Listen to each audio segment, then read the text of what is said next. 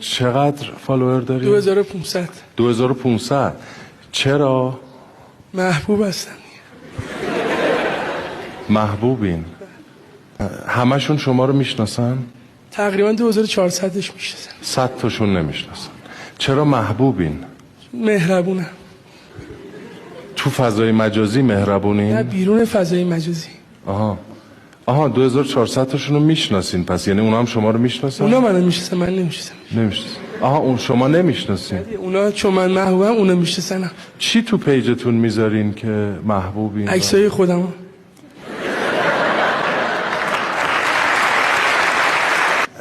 جز مهربونی دیگه؟ از تیپ و چهره زیبایم برخوردارم. خب من اینو دقت نکرده بودم. چه جور عکسایی میذارین؟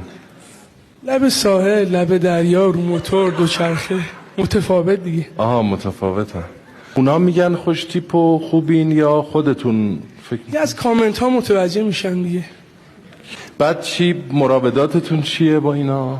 من دیگه دایرکت نمیدم، میان دایرکت ولی جوابشونو نمیدم. عکسایی که از لب ساحل میذاری چجوریه؟ نمیخوای نشون بدی؟ نه این کارو با ما نکن. خب خدایی قشنگ نیستم من؟ چرا کی گفته نیستی؟ من حرفی زدم؟ جوری نگاه کردیم. نه از بس جذابی. نفسم بند اومده.